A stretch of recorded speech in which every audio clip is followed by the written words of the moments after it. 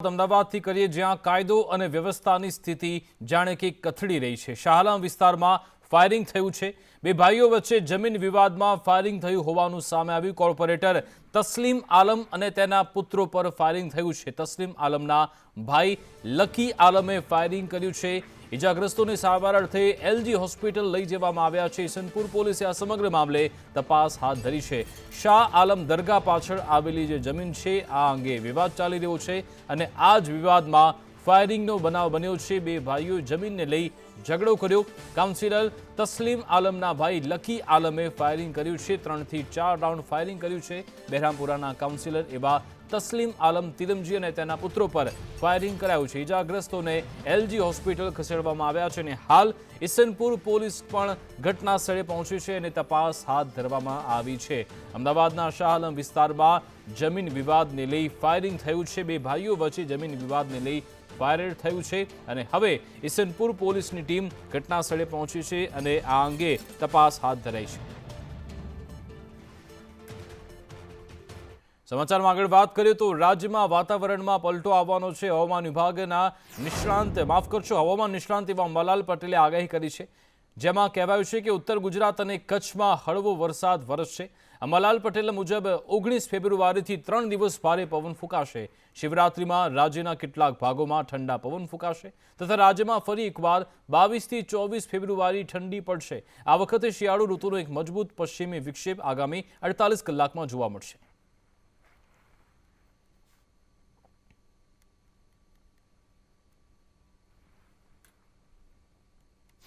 18, 19, 20 અને 21માં આ પશ્ચિમી વિક્ષોભ દેશના ઉત્તરીય પર્વતીય પ્રદેશોમાં અસર કરી શકે છે। ઉત્તર પશ્ચિમ ભાગમાં રાજસ્થાનના ભાગો, કચ્છના ભાગો અને ઉત્તર ગુજરાતના કેટલાક ભાગોમાં હળવો વરસાદ કે છાંટા થઈ શકે છે અને આ વરસાદ જે છે રાજ્યના અન્ય ભાગોમાં વાદળો આવી શકે છે। તો આ પશ્ચિમી વિક્ષોભના કારણે તારીખ 19થી 22માં ભારે પવન ફૂંકાવાની શક્યતા રહેશે। ઉલ્લેખનીય છે કે આ પવનની સાથે સાથે લગભગ તારીખ 22 થી 24માં આ ગરમી વચ્ચે ઠંડીનો રાઉન્ડ આવી રહ્યો છે। સામાન્ય રીતે તારીખ 20મી ફેબ્રુઆરી પછી ગરમી પડતી હોય છે, એટલે દિવસે ગરમી પડશે, બેવડી ઋતુ થશે। ડુંગળી પકવતા ખેડૂતો માટે રાહતના સમાચાર આવ્યા છે। કેન્દ્ર સરકારે ડુંગળીની નિકાસને મંજૂરી આપી દીધી છે। અમિત શાહની અધ્યક્ષતામાં રચાયેલી કમિટીએ નિર્ણય કર્યો છે। 3 લાખ મેટ્રિક ટન ડુંગળીની નિકાસને મંજૂરી આપવામાં આવી। બાંગ્લાદેશમાં 50,000 ટન ડુંગળીની નિકાસ કરી શકાશે। ગુજરાત સહિત દેશભરના ખેડૂતોને હવે ફાયદો થશે। કિસાન સંઘે સરકારના આ નિર્ણયને આવકાર્યો છે। ડુંગળીમાં નિકાસબંધી હટાવવાનો નિર્ણય કર્યો છે। આ નિર્ણય એટલે ઘોડા છૂટી ગયા પછી તબેલાને તાળા। આ નિર્ણય એટલે ગામડાની જે કહેવત છે કે લગ્નનું જમણવાર દાડામાં કામ આવે, આ પરિસ્થિતિ આ ડુંગળીના નિર્ણયને લાગુ એકદમ પડે છે। એટલા માટે લાગુ પડે છે કે જ્યારે આ નિર્ણય આવ્યો 8 ડિસેમ્બરના રોજ, ત્યારે ભાજપના જ આગેવાનો, પ્રવક્તાઓ અલગ અલગ ચેનલની ડિબેટોમાં કહેતા હતા કે આ ડુંગળી છે એ 15-20 દિવસ, મહિના દિવસની મુદતવાળી ડુંગળી છે, શિયાળી ડુંગળી છે, લાલ ડુંગળી છે, સૌરાષ્ટ્ર અને મહારાષ્ટ્ર જ આ ડુંગળી પકવે છે અને આમાં તાત્કાલિક નિર્ણય થવો જોઈએ। હવે જે ડુંગળી 15 દિવસ કે મહિનો દિવસ રહી શકે એમ હોય, એ ડુંગળી પાછળ 2 મહિના પછી નિર્ણય લેવાય તો એ સ્વાભાવિક છે કે તબેલાને શું કહેવાય તાળા મારવા જેવી વાત છે। આ નિર્ણય લેવાની અંદર કેન્દ્રીય મંત્રી માનનીય મનસુખભાઈ માંડવિયા અને આપણા દેશના ગૃહમંત્રી અમિતભાઈ શાહ દ્વારા જે હસ્તક્ષેપ કરી અને જે નિર્ણય ઉઠાવવામાં જે ભૂમિકા ભજવી છે એ બદલ ગુજરાતના ખેડૂતો વતી એમનો પણ આ તબક્કે આભાર વ્યક્ત કરીએ છીએ। અત્યારે ખેડૂતોના ઘરમાંથી ડુંગળી વહી ગઈ છે અને સરકારે આ જાહેરાત કરી છે હવે તો નવી ડુંગળીના વાવેતર ચાલે 4 મહિના પછી આવે, તો એનાથી હું માનું છું કે ત્યાં સુધી તો અત્યારે ખેડૂતોને કોઈ જાતનો ફાયદો નથી, પણ સરકારે બીજી વાર આવી રીતે જ્યારે ખેડૂતોનો માલ તૈયાર થતો હોય ત્યારે ખરેખર આવી નિકાસબંધી ના કરવી જોઈએ। આ બાબતમાં તો ચોખ્ખો સરકારનો ચૂંટણી લક્ષી નિર્ણય છે। અટાણ લગણ ખેડૂતના ઘરમાં બધાને ડુંગળી હતી, અહીં ભાવ આપ્યા નહીં। હવે કોઈ એક પણ ખેડૂતના ઘરમાં ડુંગળી નથી। આ વચેટિયાનું આમ કે બંધ કરાવવું હોય, વચેટિયા જ કમાય છે। એક પણ ખેડૂતના ઘરમાં ડુંગળી નથી અત્યારે અને અટાણે નિકાસ ચાલુ કરાવી। અટાણે અમે છે ને પીળીપત્તી વાવી, પીળીપત્તી હજી વાવી છે ને એના 4 મહિના પછી એનો પાક આવે, તો 4 મહિના પછી પાક આવે તો ભરવાની ડુંગળી છે। પીળીપત્તી બગડતી નથી, શ્રાવણ મહિનાનો ભાવ હોય કોઈ ક્યાંય ભાવની આ કોઈ લોભાવની લાલચ છે અને આમાં ક્યાંય કોઈ અમારા ખેડૂતનું સારું થતું નથી. પંચમહાલમાં ખનીજ માફિયાઓ બેફામ થઈ રહ્યા છે. અધિકારીનું લોકેશન ટ્રેસ કરતું ગ્રુપ સામે આવ્યું. ગેરકાયદે પ્રવૃત્તિ માટે અધિકારીની વોચ રાખતા હતા. પંચમહાલમાં ગેરકાયદે પ્રવૃત્તિ કરતા લોકોની કરતૂત સામે આવી. અધિકારીના લોકેશન આપતી ઓડિયો ક્લિપ પણ વાયરલ થઈ છે.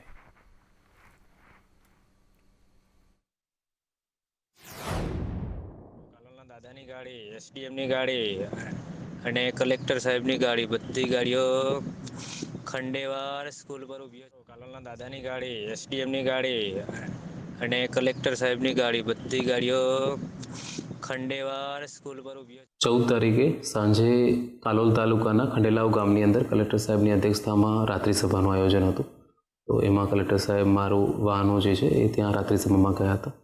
તો એનો અમને મીડિયા દ્વારા એવા રિપોર્ટ્સ મળ્યા છે અને ઓડિયોઝ પણ મળ્યા છે કે જેની અંદર જેટલા પણ અધિકારીઓ છે એમનું લોકેશન્સ આપવાની આની અંદર વાત થઈ છે. તો એ જેટલા પણ ઓડિયોઝ છે એનું લેટર કરી અને અમે ખાણ ખનીજના ભૂસ્તરશાસ્ત્રી સાહેબને મોકલાવ્યું છે. એના ઉપર નિયમોસારની કાર્યવાહી થાય અને આ જેટલા પણ વ્યક્તિઓ છે, ગુમનામ કરીને વોટ્સઅપ ગ્રુપ છે, એની અંદર જે વ્યક્તિઓ છે એનો પણ અમે ઉલ્લેખ કર્યો છે કે આ વ્યક્તિઓ છે જેનું અમને માહિતી મીડિયા દ્વારા મળી છે. એના ઉપર આગળની જેટલી પણ ફોજદારી કાર્યવાહી કરવાની થાય છે એ સમયસર થાય. ભેળસેડિયા અને લેભાગુ તત્વોને જાણે કે છૂટો દોર મળી ગયો છે. રેસ્ટોરન્ટ અને ફૂડ આઉટલેટ્સમાં દર બીજા સપ્તાહે ભેળસેળ કે જીવાત નીકળ્યાના અહેવાલ સામે આવતા હોય છે. અમદાવાદમાં પ્રખ્યાત બનેલા દાસ ખમણની ચટણીમાં જીવાત નીકળી હોવાની એક ગ્રાહકે ફરિયાદ કરી. તાજેતરમાં અમદાવાદના જ ઘી ગુડ રેસ્ટોરન્ટની સેવ ખમણી અને મીઠી ચટણીના નમૂના ફેલ થયા હતા. આરોગ્ય વિભાગ દ્વારા પ્રહલાદનગરની ઘી ગુડ રેસ્ટોરન્ટને સીલ મારી હતી અને હવે ગ્રાહકોએ જાગૃત બની આવી રેસ્ટોરન્ટ કે ફૂડ આઉટલેટનો બોયકોટ કરવો પડશે તો જ આવા લેભાગુ તત્વોની શાન ઠેકાણે આવશે. અમદાવાદમાં મણિનગરમાં આવેલી દાસ ખમણ હોટલની ચટણીમાં જીવાત મળી આવતા ગ્રાહકે દુકાનદાર સામે કોર્પોરેશનમાં ફરિયાદ કરી. ગ્રાહકની ફરિયાદને મુદ્દે એએમસીએ દાસ ખમણમાંથી સેમ્પલ લીધા અને કાર્યવાહી કરી. કાર્યવાહી દરમિયાન એએમસીના આરોગ્ય વિભાગની ટીમે દાસ ખમણના કિચનમાંથી ગંદકી અને મરેલા વંદા જોવા મળ્યા, જેને પગલે દાસ ખમણને સીલ કરાઈ હતી. એવા ગયો તો જ્યાંથી હું ખમણ લઈને ઘરે આવ્યો ત્યારે મેં ખમણ અને ચટણી ખોલી તો ચટણીની અંદર એક કહારા જેવું એક મોટું જીવાત હતું, જેથી મેં એ ભાઈ મારી જોડે દાસની ખમણ હાઉસનો નંબર હોય થેલીમાં, જેથી મેં એમને ફોન કરતા એ લોકો એવું કહે છે કે મારી ભૂલ થઈ ગઈ હશે અને હું તમને ચટણી બદલી આપું. પણ મારા છોકરાને એને ઉલટીઓ થવાથી મેં કોર્પોરેશનના હમણાં ઓનલાઈન ફરિયાદ કરેલી છે.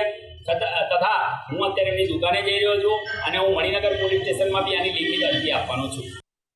એનસીસી સર્ટિફિકેટનું પેપર ફૂટ્યાનો આમ આદમી પાર્ટીએ આક્ષેપ કર્યો છે. આમ આદમી પાર્ટીના નેતા પ્રવીણ રામે પેપર ફૂટ્યાનો આરોપ લગાવ્યો અને હવે ફરી એકવાર પરીક્ષા લેવાનું આયોજન કરાયું છે. ભાવનગરમાં એનસીસી સર્ટિફિકેટનું પેપર લીક થયું હતું તેવું પ્રવીણ રામે દાવો કર્યો હતો. છે કે ભાવનગર ખાતે એનસીસી સર્ટિફિકેટનું પેપર લીક થયું છે અને આ પેપર લીકની ઘટનાના કારણે પરીક્ષાને મોકૂફ રાખવામાં આવી છે.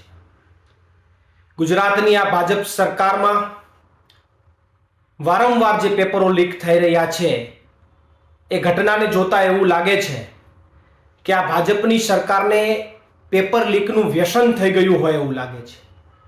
કારણ કે કોઈ વ્યસની માણસને વ્યસન છોડવા માટે આગેવાનો વડીલો ગમે એટલું કહે પણ એ વ્યસન મૂકી ન શકે.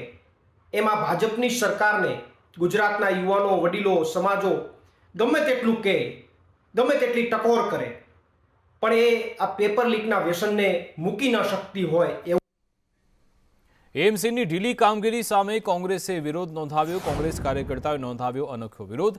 હાટકેશ્વર બ્રિજને તોડી પાડવા તંત્રની ઉદાસીનતા જોવા મળતા આજે કોંગ્રેસના કાર્યકરો અહીંયા પહોંચ્યા હતા અને કહ્યું કે કોંગ્રેસના કાર્યકર્તાઓ બ્રિજ તોડવા તૈયાર છે. પાવડા કોદાળી લઈ કોંગ્રેસના કાર્યકર્તાઓ વિરોધ કરવા પહોંચ્યા હતા. જોકે વિરોધ કરતા કાર્યકર્તાઓની પોલીસે અટકાયત કરી હતી.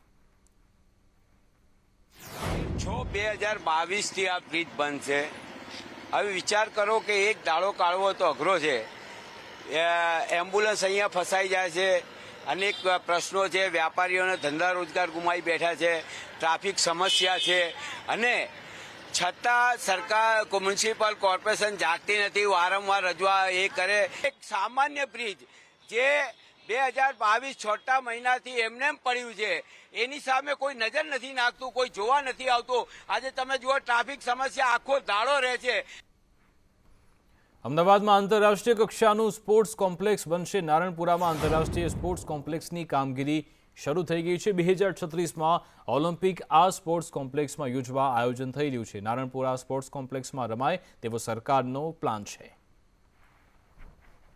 ગુજરાતની અનેક યોજનાઓ શરૂ કરવામાં આવી અને સ્પોર્ટ્સ એક્ટિવિટી શરૂ થાય તે માટેના અનેક અથાગ પ્રયત્ન કરવામાં આવ્યા છે. જ્યારે નારણપુરામાં પણ આગામી ટૂંક જ સમયમાં આંતરરાષ્ટ્રીય કક્ષાનું સ્પોર્ટ્સ કોમ્પ્લેક્સ બની રહ્યું છે. તમામ જે કામગીરી છે તે કરવામાં આવી છે અને તમામ જે બિલ્ડિંગ્સથી લઈને તમામ કામગીરી છે તે અંદાજિત 60% કામગીરી પૂર્ણ કરવામાં આવી છે. અંદાજિત કરોડોના ખર્ચે આ સ્પોર્ટ્સ કોમ્પ્લેક્સ બનવામાં આવી રહ્યું છે. તેનું શહેરની મધ્યમાં આવેલા આ પ્લોટમાં તેની પસંદગી કરવામાં આવી હતી અને તમામ જે કામગીરી છે તે શરૂ કરવામાં આવી છે. શહેરને વર્લ્ડ હેરિટેજ સિટી તેમજ સ્માર્ટ સિટી તો કહીએ જ છે, પરંતુ હવે અમદાવાદમાં સ્પોર્ટ્સ સિટી તરીકે પણ આગવું પ્રાધાન્ય મળી રહે તેવા પ્રયત્ન સાથે નારણપુરા સ્પોર્ટ્સ કોમ્પ્લેક્સની કામગીરી હવે 50%થી પણ વધારે પૂર્ણ થઈ ચૂકી છે અને સાથે જ તમામ ખેલાડીઓથી લઈને સૌ કોઈને લાભદાયક રહે અને સરળતા રહે તે માટેનો પ્રયત્ન છે અને આંતરરાષ્ટ્રીય સ્પોર્ટ્સ કોમ્પ્લેક્સની કામગીરી પૂર ઝડપે ચાલુ કરી દેવામાં આવી છે. કેમેરામેન સાગર દેસાઈ સાથે દિવ્યા ચૌહાણ, સંદેશ ન્યૂઝ, અમદાવાદ. તરફ વાડીના ધામ ખાતે ઉત્સવનો આજે ત્રીજો દિવસ છે. મોટી સંખ્યામાં ભક્તો વાડીના ધામમાં ઉમટી રહ્યા છે. ત્રીજા દિવસે 1100 કુંડી રુદ્ર મહાયજ્ઞનો પ્રારંભ થયો. શાસ્ત્રોમાં વર્ણન આવે છે કે સોમયાતિ જે ભગવાન શિવજીનો યજ્ઞ કરવો જોઈએ. એવા વિશેષ પ્રકારના યજ્ઞો જે આપણા બધાના જીવનમાં વિશેષ પ્રકારના અલગ જે આપણા જીવનનો વ્યાધિઓ હોય છે એ બધી જ પ્રકારે વ્યાધિઓ દૂર કરવા માટે આપણે યજ્ઞનું આયોજન કરતા હોય છે. વિશ્વની શાંતિ માટે, વિશ્વના કલ્યાણ માટે તમામ સેવાગણ ખૂબ સુખીને સમૃદ્ધિથી આગળ વધે એવા આયોજનથી આપણે યજ્ઞનું આયોજન કરતા હોય છે. અને આનું આયોજન જ્યારે 900 વર્ષ જૂની પરંપરા છે અને 900 વર્ષ જૂની પરંપરામાં આ પ્રતિષ્ઠાનો કાર્યક્રમ રાખવા આવ્યો. એના 8 મહિના પૂર્વમાં જ્યારે અમે ગામ જઈને લોકોને આમંત્રણ આપ્યા છે અને યજ્ઞ માટે મહત્વ સમજાયું અને 15,000 યજમાનો આમાં આહુતિ આપવાના છે. અને આવડો મોટો વર્લ્ડ રેકોર્ડ આપણા માટે પણ ગૌરવની વાત કહેવાય કે ગુજરાતમાં આવડો મોટો યજ્ઞ થઈ રહ્યો છે અને ભાવિક ધાર્મિક જનતા આમાં ખૂબ લાભ લઈ રહી છે. અને આજનો દિવસ તમે જોઈ શકો છો કેટલી લાખોની મેદનીમાં અહીંયા લોકો સવારથી જ દર્શન માટે ઉમટી ચૂક્યા છે અને ખૂબ સારો માહોલ વાળનાથ મંદિર તરફ અત્યારે જોવા મળી રહ્યો છે.